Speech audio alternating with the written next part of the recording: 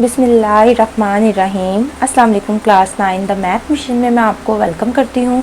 उम्मीद है मेरे सब स्टूडेंट्स खैरियत से होंगे। स्टूडेंट्स, आज हम करेंगे एक्सरसाइज नंबर 4.3।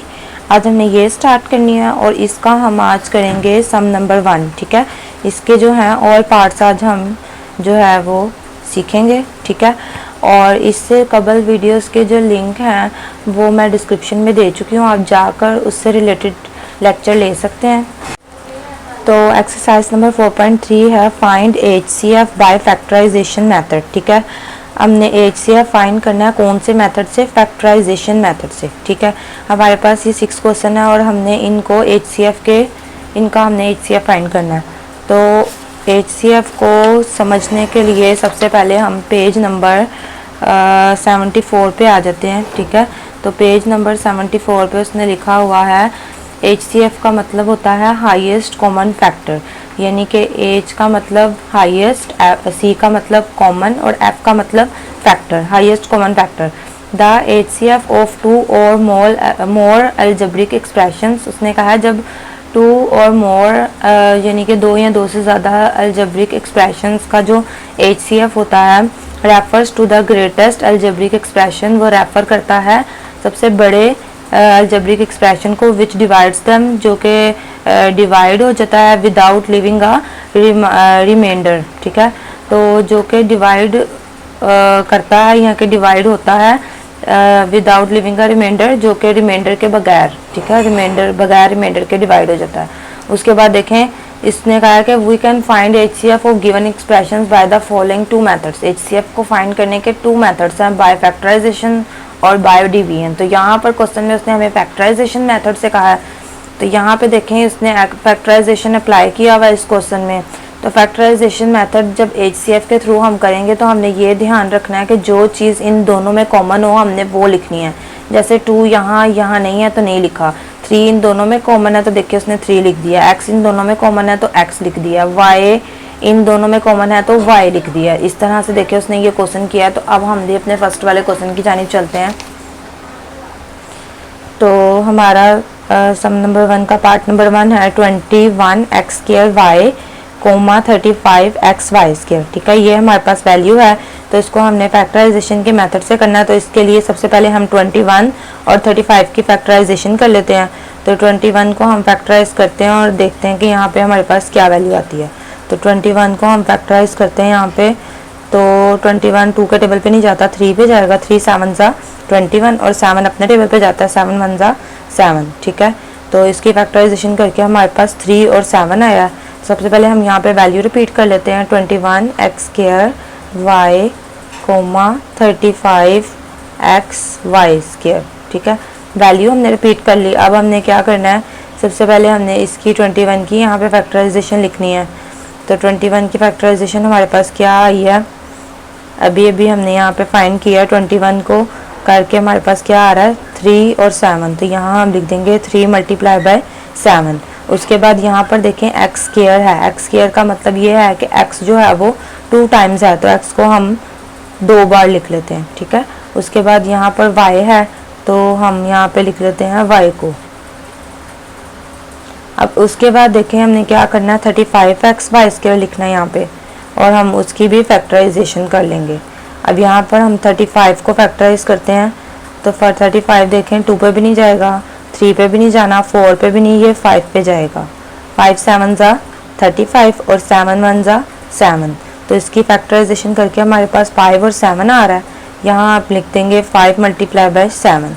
अब इसके बाद देखें x है तो यहाँ x आ जाएगा, और यहाँ y² है, तो y² का मतलब है कि y 2 टाइम्स है, तो y को हम 2 टाइम्स यहाँ पे लिख देते हैं। ठीक है, इसको हमने इस तरह ओपन करके लिख लिया x को और y² को भी। अब इसके बाद हमने देखना है कि जो वैल्यू यहाँ हो और इसमें भी हो, दोनों में मौजूद हो, तो वो हमारा HCF होता है। तो यहाँ हम लिख देंगे HCF = 3। देखें यहाँ है यहाँ नहीं है, तो इसको हम इसका पेयर नहीं बनाएंगे। 7 इधर है, तो ये आ जाएगा HCF में, 7 लिख देंगे यहाँ पे। x दोनों में है तो x आ जाएगा कॉमन, तो x लिख देंगे। उसके बाद यहाँ पे देखें x है, यहाँ y है, इसे नहीं लिखेंगे, यहाँ y है, यहाँ भी y है, तो ये हमारे पास कॉमन आ जाएगा और हम ये लिख देंगे। ठीक है, तो ये जो हमारे पास इन दोनों में से कॉमन आए हैं वो हमने यहाँ लिख दिए हैं। और कॉमन लेते वक्त हमने ये अच्छे तरीके से ध्यान रखना है कि जो वैल्यू यहाँ है वो दूसरे स्टेप में भी मौजूद हो, तो फिर ही हम उसका कॉमन ले सकते हैं। ठीक है, दोनों स्टेप्स में जो वैल्यू मौजूद होंगी उसका कॉमन आएगा। अब हमने यहाँ पे HCF अपना लिख लिया, तो HCF हमारे पास आया है 7 multiply by x multiply by y। तो इसको हम इकट्ठा करके ऐसे लिख देंगे 7xy। ठीक है, तो ये हमारे फर्स्ट क्वेश्चन का आंसर है। इस तरह से हमने इसको फैक्टराइज करके यहाँ पे लिखा है, तो ये HCF का आंसर है। तो हमारा पार्ट नंबर 2 है 4x² minus 9y² 2x² minus 3xy। ठीक है, ये हमारे पास सेकंड पार्ट की वैल्यू है। तो अब हमने इसको फैक्टराइज करना, तो सबसे पहले हमने वैल्यू को रिपीट कर लेना है। यहाँ पे लिख लेंगे 4x² minus 9y² 2x² minus 3xy। ठीक है, वैल्यू को हमने रिपीट कर लिया। अब हमने क्या करना है, हमने फर्स्ट वैल्यू जो है उसकी फैक्टराइजेशन करनी है, लेकिन उससे पहले हमने ये चेक करना है कि यहाँ पर कोई चीज़ ऐसी है जो कॉमन ली जा सके, क्योंकि फैक्टराइजेशन करते वक्त आपने ये ज़रूर ध्यान करना है कि अगर फैक्टराइजेशन आप कर रहे हैं तो आपने पहले कॉमन को चेक कर लेना है। तो यहाँ पर देखें, हम कॉमन जो है वो कुछ भी नहीं ले सकते, क्योंकि यहाँ x² है, यहाँ y² है, यहाँ 4 है, 9 है, तो कुछ भी कॉमन नहीं आएगा। तो अब हम यहाँ पे क्या करेंगे, यहाँ पे देखें अगर हम इस वैल्यू पे गौर करें तो ये a² माइनस b² की फॉर्म जो है वो यहाँ क्रिएट हो सकती है। ठीक है, यहाँ पर हम a² माइनस b² वाली फॉर्म क्रिएट करेंगे। ठीक है, तो यहाँ पे देखें पहले इसको इस फॉर्म में लेके आते हैं। तो इस फॉर्म में लेके आने के लिए 4 का स्क्वायर लेने से ऐसी क्या वैल्यू लिखें जिसका स्क्वायर लेने से 4 आ जाए। तो यहाँ पर देखें 2 है, क्योंकि अगर मैं 2 का स्क्वायर लूँगी तो 2 2 ज़ा 4 हो जाएगा। तो जो है वो 4 जो है वो 2 का स्क्वायर लेने से आता है, और x² किसका स्क्वायर लेने से आता है, x का स्क्वायर लेने से। ठीक है, तो इसकी जो हमने यहाँ पे ये फॉर्म बनानी थी स्क्वायर वाली, वो ये बनेगी कि 2 2 ज़ा 4 और x²। अब यहाँ पे देखें, यहाँ 9 है, तो 9 किसका स्क्वायर लेने से आएगा, 3 का स्क्वायर लेने से, क्योंकि 3 को अगर मैं 2 टाइम्स करती हूँ तो 3 3 ज़ा 9 होगा। और यहाँ पे y² किसका स्क्वायर लेने से आता है, y का, तो यहाँ पे आ जाएगा ऐसे y²। ठीक है, इसको मैंने इस फॉर्म में कन्वर्ट कर दिया। अब मैंने क्या करना है, यहाँ पर देखें, यहाँ पर ये फॉर्म बाद में ऐसे हो जाती है a प्लस बी और a माइनस बी। ठीक है, तो यहाँ पर अब हम इसको इस फॉर्म में लिख देते हैं a प्लस बी और a माइनस बी की फॉर्म में। तो यहाँ पर आ जाएगा, पहले एक दफ़ा ये हमारा a को रिप्रेजेंट कर रहा है और ये b को कर रहा है, तो ये a हो गया, प्लस का साइन लगाएंगे और ये b हो गया। ठीक है, फिर इसी तरह इसको एक दफ़ा माइनस में लिख देंगे, ये a हो गया और ये हो गया माइनस लगा के b। तो इस तरह से हमने इस क्वेश्चन को a प्लस बी और a माइनस बी की फॉर्म में चेंज कर दिया। ठीक है, अब इसको जो है ये मज़ीद फैक्टराइज नहीं होगा, इसका ये आंसर यानी कि इसका जो फैक्टराइजेशन है फ़िलहाल ये इधर तक आएगी। अब हम दूसरे वाले को फैक्टराइज करते हैं। तो जो हमारी सेकंड टर्म उसने दी हुई है वो है 2x² माइनस 3xy। तो सबसे पहले हम देखेंगे कि क्या इसमें हम कॉमन ले सकते हैं कोई चीज़। तो यहाँ पे देखें 2 और 3 तो दोनों डिफरेंट हैं, इसका कॉमन नहीं आ सकता, लेकिन यहाँ पर x² है और यहाँ पर x है, इसका मतलब x की पावर जो 1 है वो दोनों में मौजूद है, तो x हम यहाँ पर कॉमन ले सकते हैं। तो x हमारे पास बाहर कॉमन आ जाएगा। अब अंदर हम क्या लिखेंगे, 2 तो हमने बाहर कॉमन नहीं ना लिया, हमने तो x कॉमन लिया, तो 2 एज इट इज़ आ जाएगा। अब हमने x की पावर 1 बाहर ले लिया और x की एक पावर अंदर आ जाएगी। ठीक है, 2x थे ना, यानी कि x² था, एक x बाहर आ गया और एक अंदर लिख लिया हमने, क्योंकि हमने एक x बाहर कॉमन लिया। ठीक है, उसके बाद ये देखें, यहाँ पे देखें ना, x² का मतलब है x 2 टाइम्स है, तो एक x हमने बाहर कॉमन में ले लिया और एक अंदर रह गया। ठीक है, उसके बाद माइनस आ जाएगा। अब यहाँ 3 एज इट इज़ लिख देंगे, क्योंकि 3 जो है वो हमने बाहर नहीं लिया, x हम बाहर ले चुके हैं, तो उसको हमने अंदर नहीं लिखना कॉमन लेते वक्त। अब उसके बाद देखें y जो है वो बाहर नहीं है, तो इसको हम अंदर आराम से लिख देंगे। ठीक है, हमने क्या किया, यहाँ पर x हमने इन दोनों में से कॉमन लिया है, तो यहाँ पे अंदर 2 आ जाएगा, और x की पावर 2 थी तो एक x बाहर आ गया और एक अंदर। उसके बाद 3 लिखेंगे, एक x हम बाहर लिख चुके हैं, वो अंदर अब हम नहीं लिखेंगे और y आ जाएगा। इस तरह हमने इसका कॉमन ले लिया। अब ये इसकी जो फैक्टराइजेशन है वो यहाँ तक ही पॉसिबल है। ठीक है, अब हमारे पास जो दोनों की फैक्टराइजेशन आई है उसको हम HCF लेंगे। तो यहाँ पे देखें, फर्स्ट वाले की हमने फैक्टराइजेशन की तो हमारे पास आ गया नहीं सॉरी, अभी हम ये नहीं लिखेंगे, हम पहले फर्स्ट वाले की वैल्यू लिखते हैं। फर्स्ट वाले की वैल्यू हमारे पास है 4x² माइनस 9y²। ठीक है, पहले हम यहाँ पे लिखते हैं कि फैक्टराइजेशन हमारे पास आई क्या है, तो इसको हमने फैक्टराइजेशन किया तो हमारे पास आ गया 2x + 3 और 2x - 3। ठीक है, इसकी फैक्टराइजेशन करके हमारे पास ये आया। हमने देखें यहाँ पर इसकी फैक्टराइजेशन की थी, ये देखें यहाँ पे इसकी हमने यहाँ पे फैक्टराइजेशन की थी, तो हमारे पास 2x + 3y और 2x - 3y आ गए। ठीक है, तो अब यहाँ पर देखें हमने वही लिख दिया। अब उसके बाद देखें हमने ये जो है अगली वाली वैल्यू उसकी हमने फैक्टराइजेशन लिखनी है, तो यहाँ पे हम लिख देते हैं 2x² - 3xy। तो जब हमने इसकी फैक्टराइजेशन की तो हमारे पास x आ गया और साथ में हमारे पास क्या आया, 2x - 3y। ठीक है, हमारे पास ये आ गया। अब हमने देखना है कि इन दोनों में से हमारे पास कॉमन क्या आ रहा है। 2x + 3y यहाँ है तो 2x + 3y यहाँ मौजूद नहीं है। इसी तरह यहाँ देखें 2x - 3y है, यहाँ पर भी 2x - 3y है, तो ये जो हिस्सा है हमारा ये इनमें कॉमन आ रहा है। ठीक है, ये वाली टर्म कॉमन आ रही है, तो HCF लिख के हम यहाँ पे लिख देते हैं, HCF लिख के हम यहाँ पे लिख देंगे 2x - 3y। ठीक है, तो ये जो है ये जो टर्म आई है ये हमारा आंसर है। इसमें कॉमन जो है वो हमारे पास ये आया, तो हमने ये कॉमन लिख दिया। ठीक है, अब यहाँ पर पार्ट नंबर 3 देखें। पार्ट नंबर 3 है x³ - 1 x² + x + 1। तो सबसे पहले x³ - 1 की हम फैक्टराइजेशन कर लेते हैं। तो यहाँ पे सबसे पहले हम वैल्यू को रिपीट कर लेते हैं, x³ - 1 और x² + x + 1। ठीक है, तो हमने सबसे पहले इसकी फैक्टराइजेशन करनी है। तो यहाँ पर देखें x के ऊपर क्यूब है और -1, तो यहाँ पर a³ - b³ का फॉर्मूला हम लगा सकते हैं क्योंकि ये वही कंडीशन बन रही है यहाँ पे, a³ - b³। ठीक है, हमने ये पिछली एक्सरसाइज में पढ़ा भी है इस जो है फॉर्मूले से रिलेटेड।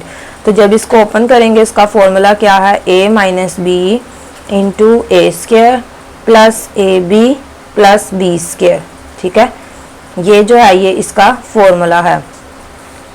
तो सबसे पहले इसको a³ - b³ वाली फॉर्म में लेके आते हैं यहाँ पे, तो इसको हम ऐसे लिख लेते हैं x³ - 1 का क्यूब। ठीक है, तो ये देखें ये इस फॉर्म में आ गई है। अब इसको यहाँ फॉर्मूले के अकॉर्डिंग यहाँ सेट करके लिखते हैं। तो यहाँ पे देखें ये a को रिप्रेजेंट कर रहा है और ये b को कर रहा है, तो यहाँ पे हमारे पास है a - b। फॉर्मूले में हमारे पास यहाँ है a - b। ये फॉर्मूला आपको स्टूडेंट्स जुबानी याद होना चाहिए। ठीक है, तो यहाँ पे हमारे पास है a - b, तो ये a को रिप्रेजेंट कर रहा है और ये b को, तो यहाँ a की जगह पे ये आ जाएगा, माइनस का साइन लगा के b की जगह पे ये आ जाएगा। उसके बाद उसने कहा है a², तो यहाँ पे देखें a हमारे पास ये है a² प्लस का साइन लगाएंगे, फिर उसने कहा a b, तो यहाँ a लिखना है a x है और b लिखना है b 1 है। उसके बाद प्लस b², तो b में क्या है हमारे पास 1, तो 1 का स्क्वायर ले लेंगे। ठीक है, इस तरह से हमने ये फॉर्मूला ओपन करना है। अब यहाँ पे देखें लिख देंगे x² + x 1 x + 1 का स्क्वायर लेने से 1 ही आ जाएगा। तो यहाँ पे हमारे पास इसकी फैक्टराइजेशन आ गई x³ - 1 की। अब उसके बाद इसकी फैक्टराइजेशन देखें तो इसकी फैक्टराइजेशन नहीं हो सकती, ये इस तरह ही हम लिखेंगे। तो यहाँ पे देखें सबसे पहले हम लिख लेते हैं कि x³ - 1 की फैक्टराइजेशन करके क्या आया है x - 1 और x² + x + 1। ठीक है, x³ की फैक्टराइजेशन करके हमारे पास ये आया। अब उसके बाद हमारे पास नेक्स्ट वैल्यू है x² + x + 1। तो इसकी फैक्टराइजेशन पॉसिबल नहीं थी, तो इसको हम एज इट इज ही लिख देंगे यहाँ पे। ठीक है, तो यहाँ पे देखें इन दोनों में क्या कॉमन आ रहा है, x² + x + 1 यहाँ भी है, x² + x + 1 यहाँ भी है, तो इसमें हमारा HCF जो है वो ये आएगा, इसमें ये कॉमन आ रहा है। ठीक है, तो यहाँ पे हम लिख लेते हैं x² + x + 1, तो ये जो है ये हमारा हाईएस्ट कॉमन फैक्टर आया। ठीक है, अब उसके बाद देखें पार्ट नंबर 4 है a³ + 2a² - 3a, 2a³ + 5a - 3a।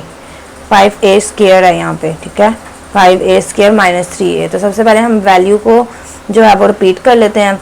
तो यहाँ लिख लेंगे a³ + 3a² - 3a, 2a³ + 5a² - 3a। ठीक है, ये हमने वैल्यू रिपीट कर ली। तो सबसे पहले हमने फर्स्ट वैल्यू की फैक्टराइजेशन करनी है। तो फर्स्ट वैल्यू की हम फैक्टराइजेशन करेंगे तो हम देखेंगे कि यहाँ पर हम कुछ कॉमन ले सकते हैं। तो यहाँ देखें, यहाँ ए क्यूब है, यहाँ ए स्क्वायर है, यहाँ ए है। इसका मतलब जो ए है यानी कि ए की पावर 1 है वो तीनों में है, ठीक है। तो ए जो है वो हम ले लेते हैं इसमें कॉमन, ए कॉमन ले लेंगे। तो यहाँ पर ए क्यूब था, मतलब कि ए जो है वो 3 टाइम्स था, तो 1 टाइम हमने बाहर कॉमन ले लिया, तो अंदर कितने दफ़ा बचेगा, 2 टाइम्स।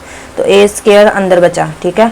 उसके बाद प्लस आ जाएगा, 2 लिख लेंगे क्योंकि 2 हमने बाहर कॉमन नहीं लिया था।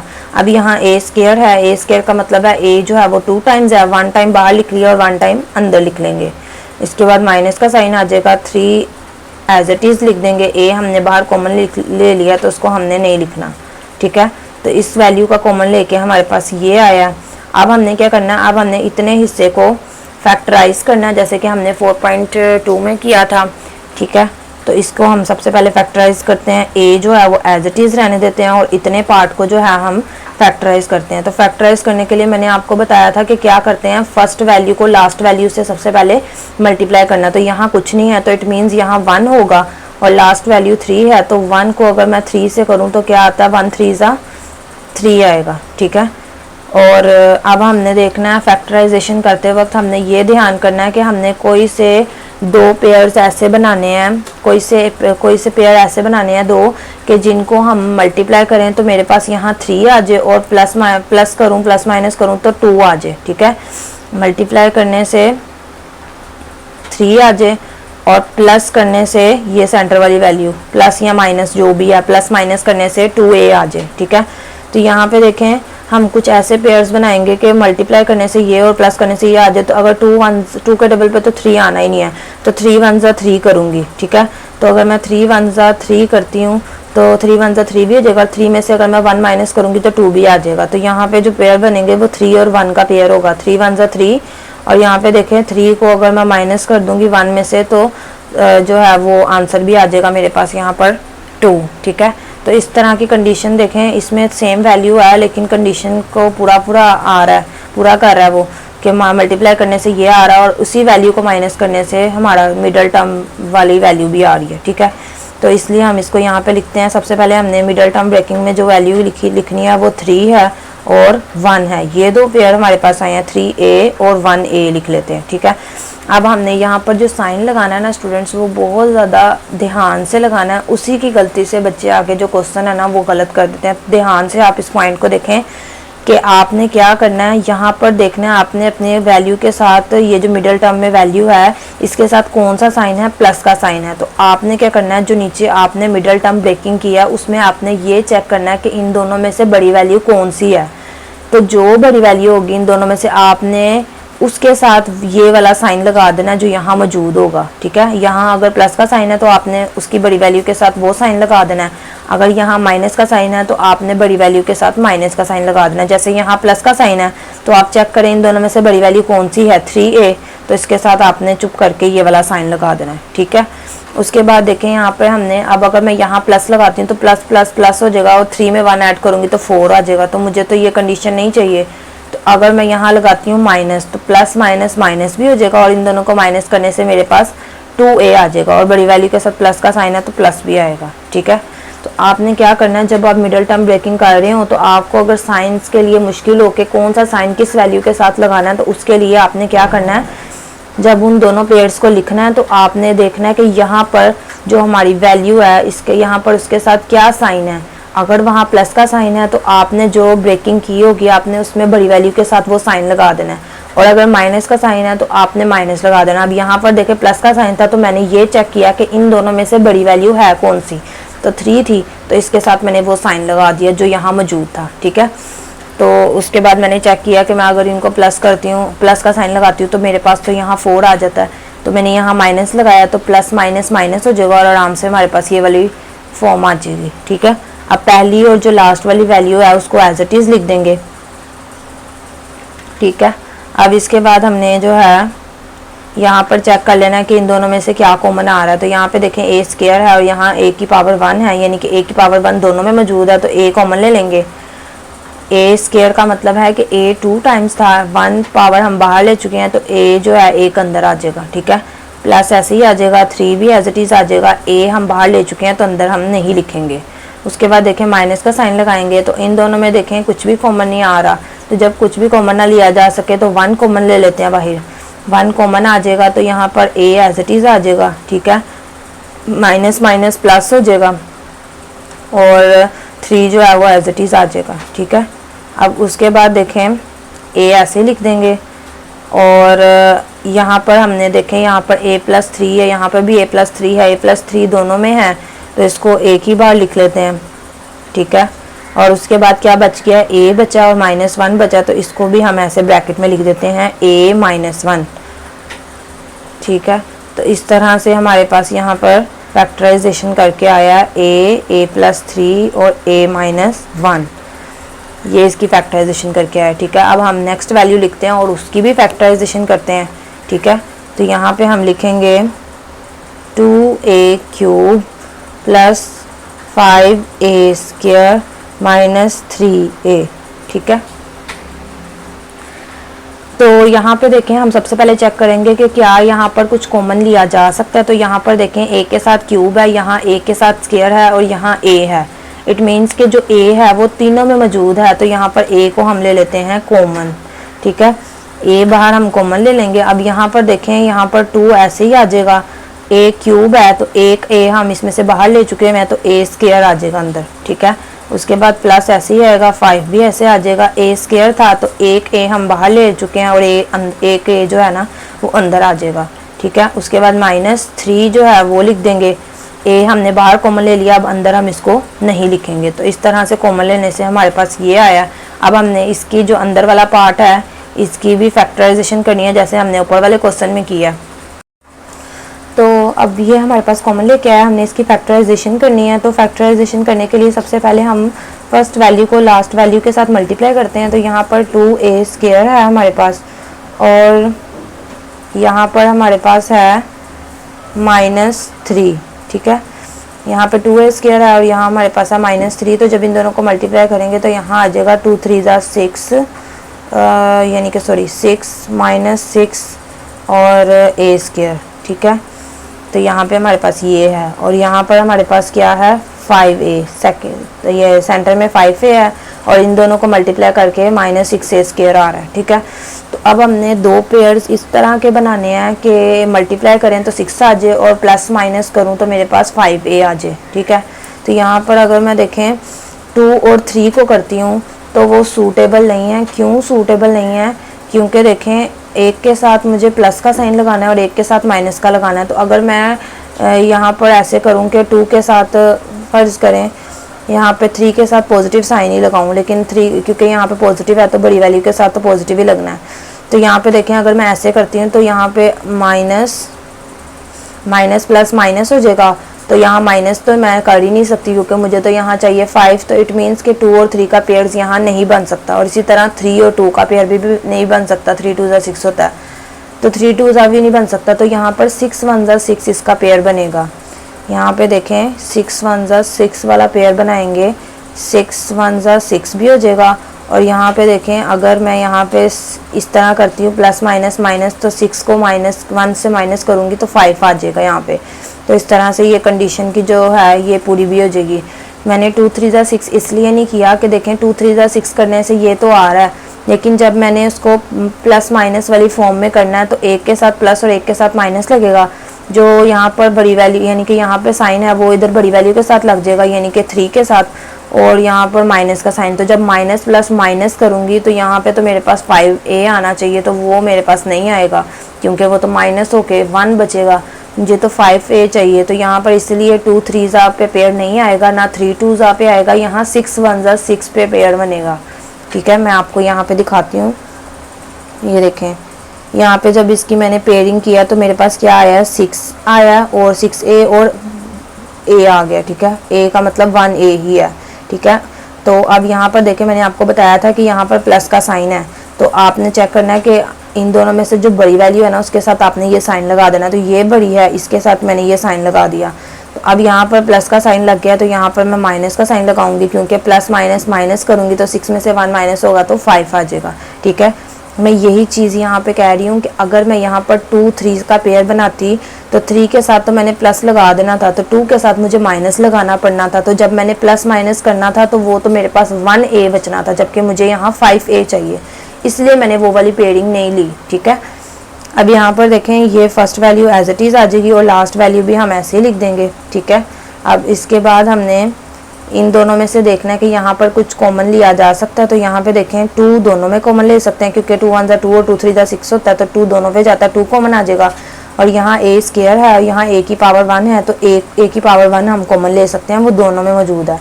तो 2a मैंने कॉमन बाहर ले लिया, तो अंदर क्या बचेगा, 2 बाहर कॉमन ले लिया, इसको अंदर नहीं लिखना। a स्क्वायर का मतलब है a 2 टाइम्स था, 1 टाइम बाहर आ गया और 1 टाइम अंदर।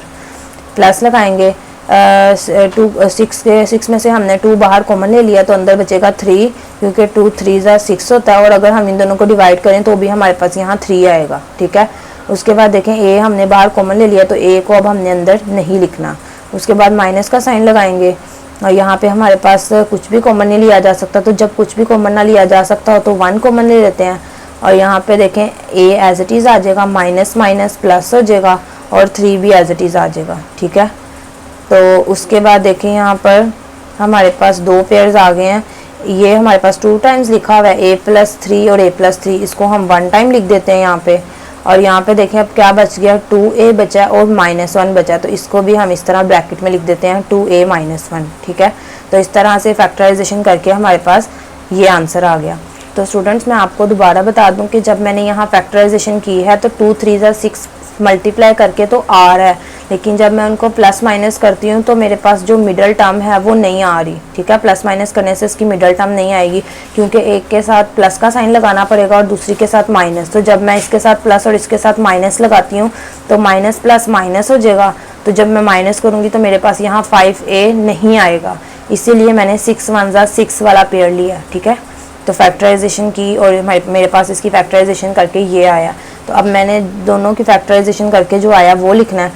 तो यहाँ पर देखें हमारे पास a³ + 2a² - 3a का कॉमन लेकर ये आया था फैक्टराइजेशन करके, सॉरी उसकी फैक्टराइजेशन की तो हमारे पास ये आ गया, और 2a³ + 5a² - 3a की फैक्टराइजेशन करके हमारे पास ये आ गया a × a + 3 × 2a - 1। ठीक है, तो इसमें देखेंगे हम कॉमन क्या आ रहा है, a दोनों में है तो a कॉमन आ जाएगा, और a + 3 भी दोनों में है तो a + 3 कॉमन आ जाएगा। ठीक है, बाकी कुछ भी नहीं मैच कर रहा, तो ये जो है ये हमारे पास कॉमन आ गया। तो यहाँ पे हम HCF में लिख देंगे a × a + 3, तो ये हमारे पास जो है वो हाईएस्ट कॉमन फैक्टर आया। ठीक है, तो ये हमारा आंसर है इसका। सबसे पहले हमने इन दोनों को फैक्टराइजेशन किया इनकी, उसके बाद फैक्टराइजेशन करके जो आंसर आया उसको लिखा और उसमें से हमने कॉमन फाइंड कर लिया, तो ये हमारा HCF आ गया।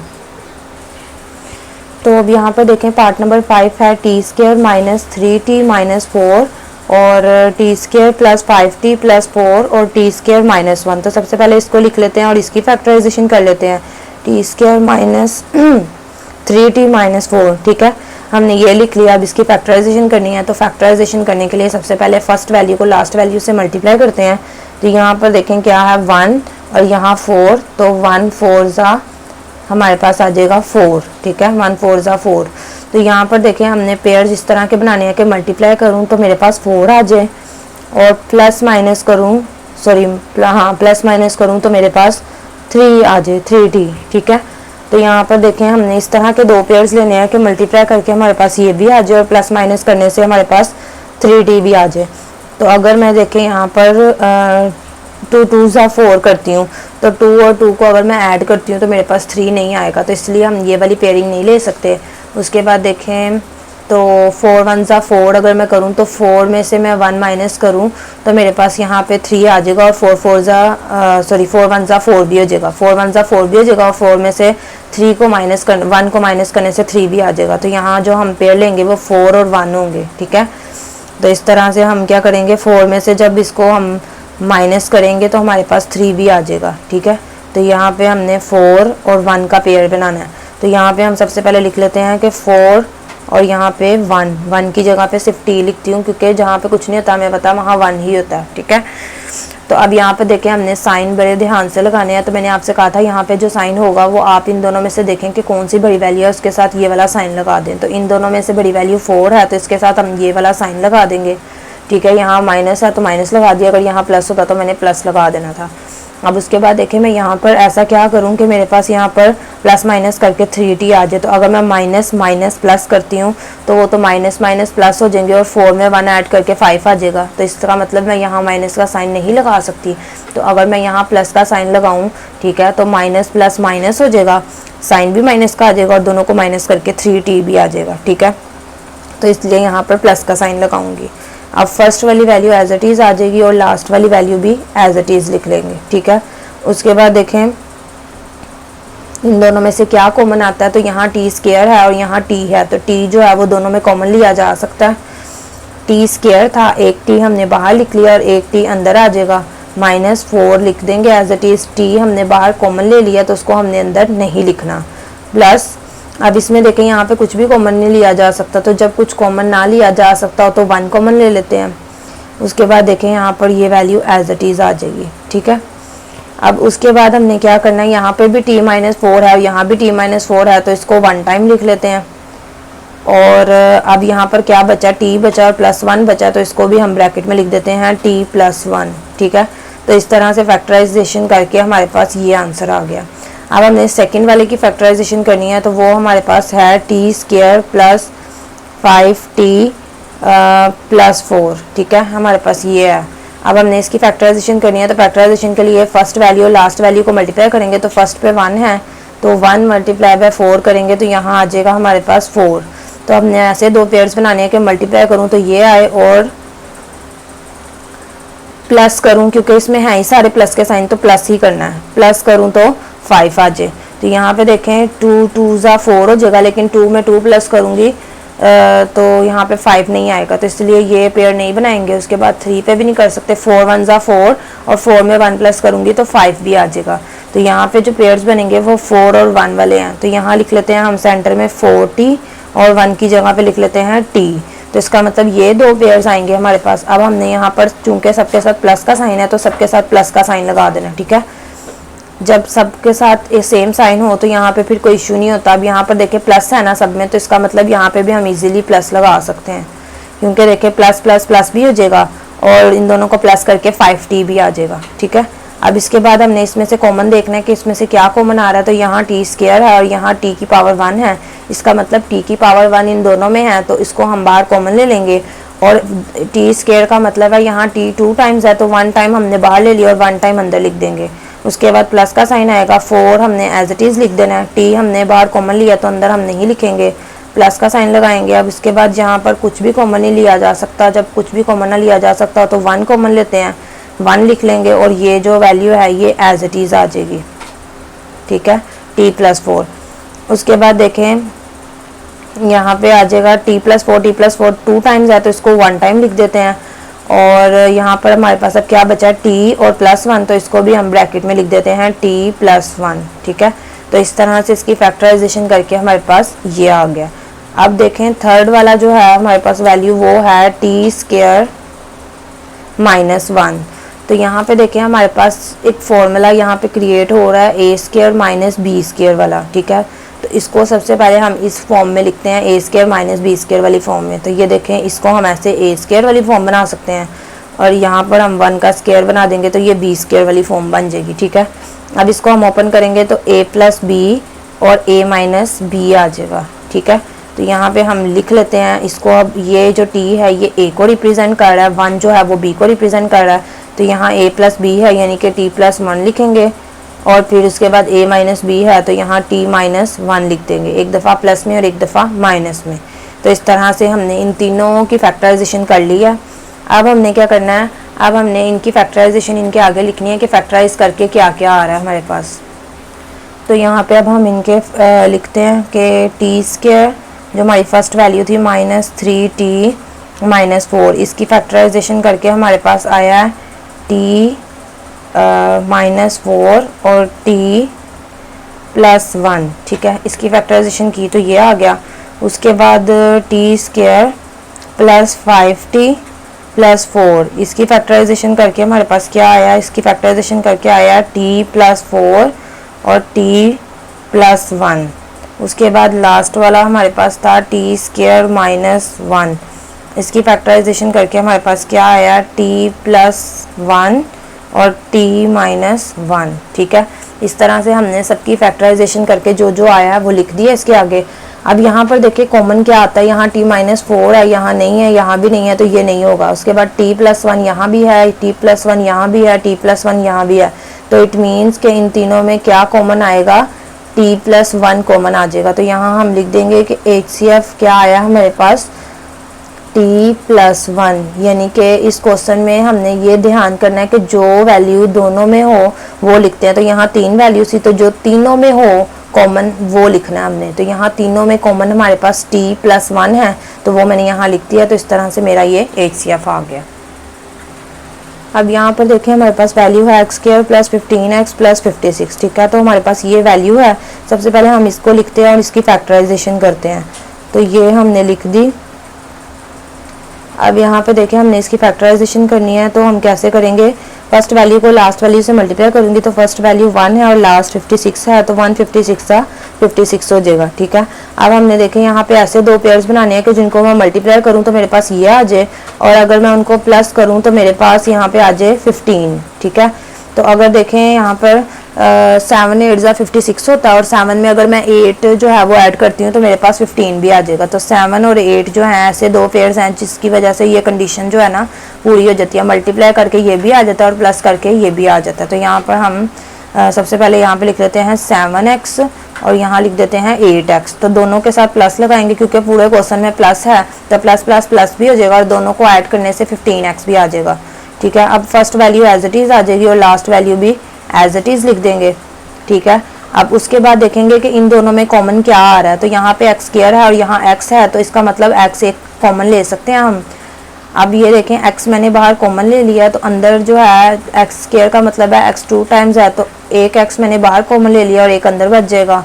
प्लस 7 जो है वो एज इट इज़ लिख देंगे, और x हमने बाहर कॉमन ले लिया तो अब उसको अंदर नहीं लिखेंगे।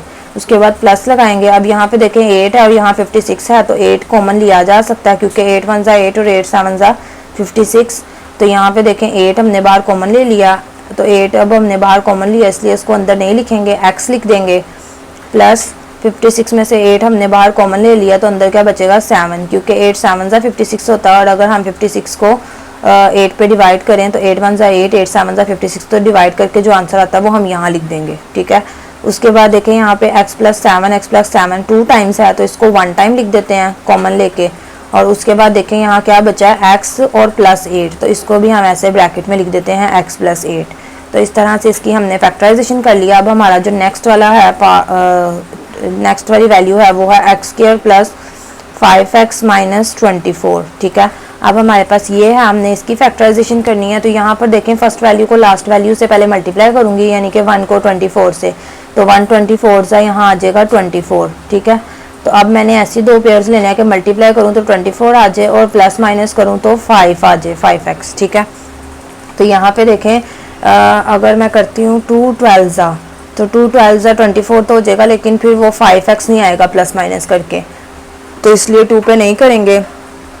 अगर मैं यहाँ पे करती हूँ कि 3 8 ज़ा 24, 3 8 ज़ा 24 करूँगी, तो यहाँ पे जो है वो करने से हमारे पास यहाँ पे देखें 3 8 ज़ा 24 अगर मैं करती हूँ तो यहाँ मेरे पास वैल्यू के साथ प्लस का साइन है, तो यहाँ आ जाएगा प्लस, और अगर मैं यहाँ पे भी लगाती हूँ माइनस का साइन, तो माइनस प्लस माइनस करके हम इजीली इसको निकाल सकते हैं। इसका मतलब 3 और 8 का हम पेयर ले लेते हैं। ठीक है, 3 8 ज़ा 24 भी आ जाएगा, और 3 जो है 8 में से 3 माइनस करूँगी तो 5 भी आ जाएगा।